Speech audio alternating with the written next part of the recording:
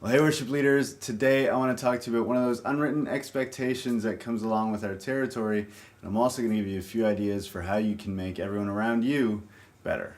Okay, so before we dive right in, do hit the subscribe button. I'd really appreciate it. I put out new videos every single Wednesday, and this is the second in a video series on worship leadership. So hit the subscribe button and maybe even hit the bell. That way you'll be notified when a new video goes live.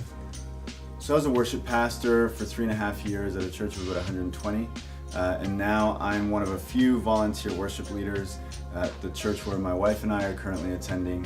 And as someone in a leadership position for a while now, I know that there are a few unwritten expectations from those around us, both in senior leadership and those that have been entrusted in our care. And so today I want to talk to you about one of those unwritten expectations. And it might not seem like that big a deal, but trust me, it is a crucial part of your worship leadership, and that is making everyone around you better. So right off the bat, you might be thinking, well, that's so vague. And yes, it is, which is why it's so hard and too often can be overlooked. Yet if you're on staff or volunteered or even have been voluntold, the fact remains that you're in a leadership position and those around you are looking to you for, well, leadership.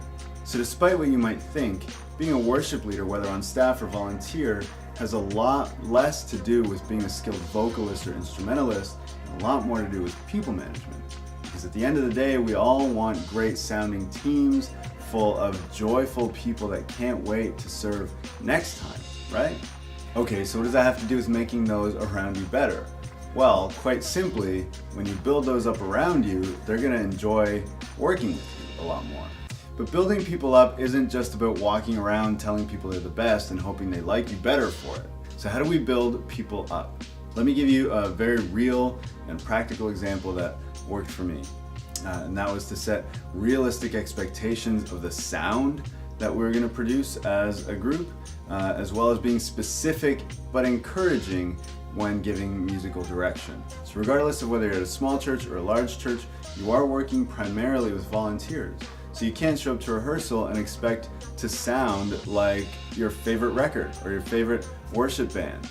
You need to have realistic expectations. Now, at a larger church, you can facilitate that easier, or if you're working with multi-tracks, you can facilitate that much more easily. But again, the people that are on stage playing the instruments, you just need to have realistic expectations for them. So even when it comes to things like builds or drops and specific drum fills or lead lines for keys or guitar, we can't afford to get bogged down in these specific details. Yes, of course we should strive for excellence. And yes, it's each musician's responsibility to come to rehearsal having learned their part. And yet, it's my experience that when you're working with volunteers, not everybody's got 8 hours a week to dedicate to learning a specific line or a specific, whatever you've asked them to do to play it exactly like your favorite record. So yes, absolutely continue to strive for excellence, but don't let one lead line ruin a relationship with one of your volunteers. And it's the same when you give direction to your team. Give specific correction when they do something wrong.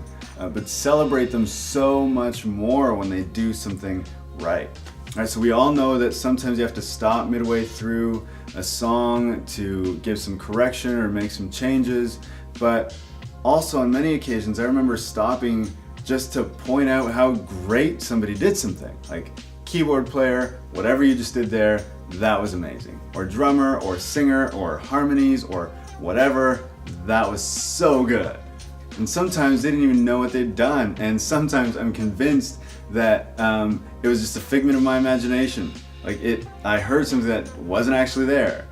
But the point is that I heard something that I liked from one of the instrumentalists or vocalists and made a point of encouraging them for it. You know what, the next time through the song, maybe they did it again, maybe they didn't do it again. That's not the point. The thing is, we took the time not only to give correction, but also to celebrate the musical growth that we saw in our group. What's great is that this type of encouragement isn't limited just to musical direction.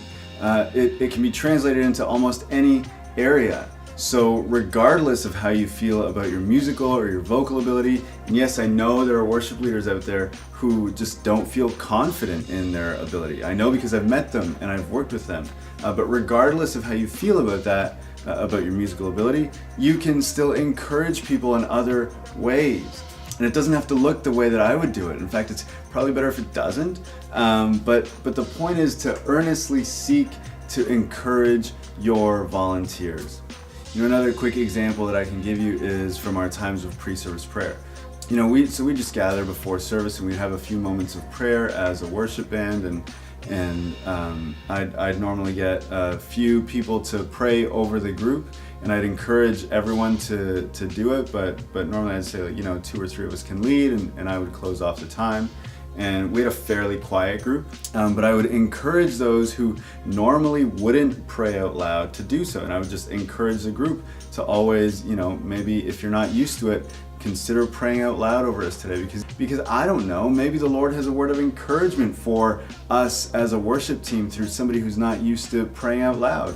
And I don't want to rob the team of that, and I certainly don't want to rob somebody of encouraging the rest of us, right, the body. I mean, I'm not scolding anyone for not praying, or I'm not calling them out specifically by name, saying like, hey, you never pray, why don't you pray over us? That's not the point. The point is to, you know, possibly encourage someone to step out of their timidity and pray over the group.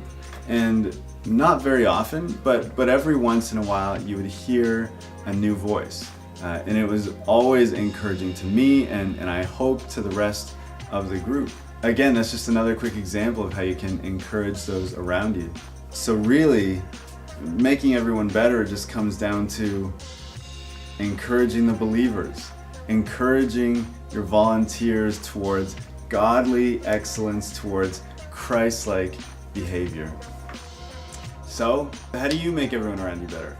Let me know in the comments below. I'd love to hear about it and even learn from it. If you want to know more of my thoughts on worship leadership, you can check out my video from last week on how to get the most out of your worship team or your team in general, or check out my worship leadership playlist here on YouTube.